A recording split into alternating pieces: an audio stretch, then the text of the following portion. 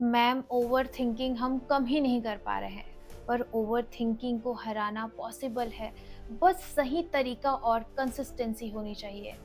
अगर आपने केवल 3 दिन मुझे दे दिया आपका, मैं जो इस वीडियो में बताने वाली हूँ, वो 3 दिन अगर आपने प्रैक्टिस कर ली तो डेफ़िनेटली 100% आप ओवरथिंकिंग को हरा सकते हैं और उसको कम करने में यह वीडियो बहुत ज़्यादा हेल्पफुल होने वाला है।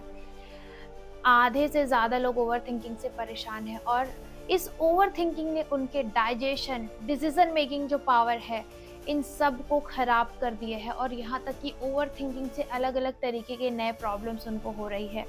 मैं जो भी इस वीडियो में बताने वाली हूँ, अगर आपने ऑनेस्टी के साथ उसको 3 दिन फॉलो कर लिया, तो आपका दिमाग जो है खुद को हील करना चालू कर देगा और आप ओवरथिंकिंग से बच जाएँगे, ये मेरी गारंटी है।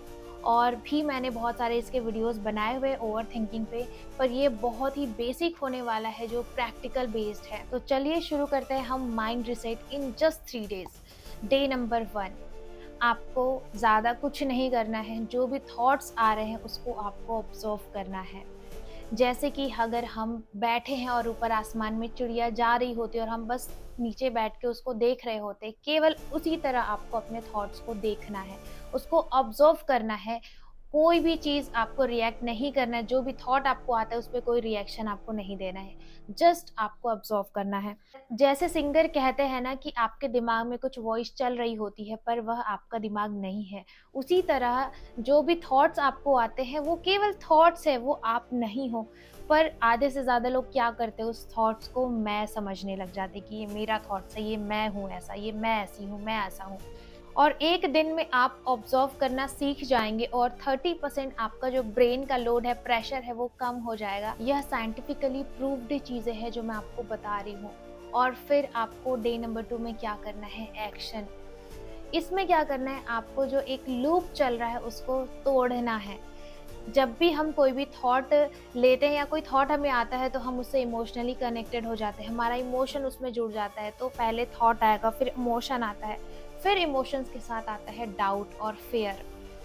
तब शुरुआत होती है स्ट्रेस और एंजाइटी की। अगर हम कोई भी थॉट्स को अपना समझ लेते हैं, उससे इमोशनली कनेक्ट हो जाते हैं, फिर हमें डाउट होने लगता है अपने आप पे या डर लगने लग जाता है। तो इससे निकलने का एक सिंपल तरीका है एक्शन ओवर एनालिसिस। जो भी चीज़ें हमने फर्स्ट डे ऑब्जर्व किया, उस पे हमें एक्ट करना है डे 2 में। जैसे कि अर्ली मॉर्निंग आप जब भी उठे तो पूरे दिन भर क्या चीज़ें आपको करना है, टू डू लिस्ट आपको बनाना है, क्योंकि आधे से ज़्यादा लोग क्यों ओवरथिंकिंग से परेशान हैं, क्योंकि वो केवल सोचते हैं पर उसमें कोई एक्शन नहीं लेते हैं। अगर आप सोच रहे हो कि अरे मुझे ऐसा करना था, ये करना था, आज के दिन इतना करना था, ऐसा करना था, पर आपने वो चीज़ें नहीं करी, फिर वह ओवरथिंकिंग इमोशन फिर फ़ियर में कन्वर्ट हो जाएगा और फिर वहीं से आपका जो कॉन्फिडेंस है वो भी कम हो जाता है। सुबह उठ के आप एक नोटबुक लीजिए, डायरी लीजिए, उसमें लिखिए कि आज पूरे दिन भर में आपको क्या करना है या फिर आपने कल के दिन क्या-क्या चीज़ें सोची थी, उसको आप लिखिए।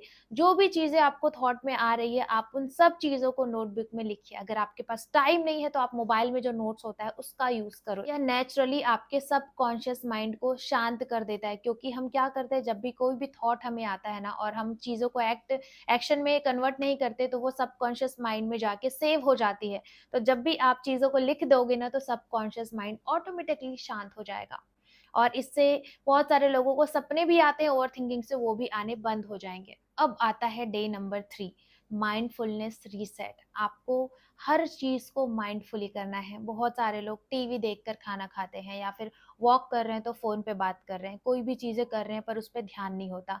हम एक चीज़ कर रहे होते हैं पर ध्यान कहीं और होता है। तो जो भी चीज़ें आप करो माइंडफुली करो। अगर आप खाना खा रहे हो उसको बिल्कुल फ़ील करके खाओ, हर एक निवाले को महसूस करके खाओ। वॉक कर रहे हो आप, जो प्रेशर पड़ता है ज़मीन में आप उसको महसूस करो।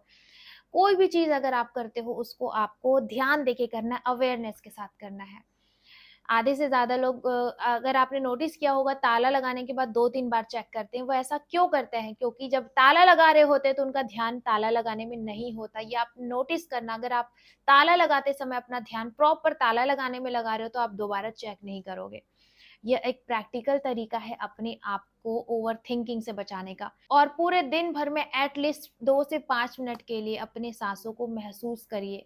जो भी साँस आप ले रहे हो, आती हुई साँसों को महसूस करो और जाती हुई साँसों को महसूस करें। इससे होगा ये कि आपका जो माइंड है वह और आपका बॉडी जो है शांत हो जाएगा। मैंने इस पे भी वीडियो बनाए हैं। आप ये जो तरीका है ना, बहुत लोग अंडरएस्टिमेट कर देते हैं, पर ये बहुत ही पावरफुल मेथड है। सिंपली आप दोनों हाथों को, एक हाथ पेट पे और एक हाथ आप ब्रेस्ट पे रख के अपने ब्रीदिंग को फील कर सकते हैं। जब भी आप इनहेल करते हो, आप देखो कि कैसे पेट और चेस्ट आपका ऊपर की ओर जा रहा है, और जब आप एक्सहेल करते हो तो कैसे जो है चेस्ट और जो आपका एब्डोमेन है वो नीचे की ओर जा रहा है। आप इसको फील करो। केवल 2 मिनट के लिए आपको ये पता चल जाएगा कि इससे क्या असर होता है। बस आज पे ध्यान देना है और कल की चिंता नहीं करना है। यह सबसे बड़ा मैं बोलूँगी कि ओवरथिंकिंग को रोकने का एक तरीका है। बस आज पे ध्यान दो, कल की चिंता मत करो। तो अगर ये वीडियो आपको अच्छी लगी हो, इसको ज़रूर शेयर करें, क्योंकि ये बहुत ज़्यादा फ़ायदेमंद है और ये मैंने खुद पे ट्राई किया है और इस पे वीडियो बनाया है। तो मिलते हैं हम अपने अगले वीडियो में, तब तक सभी अपना ध्यान रखें। नमस्कार।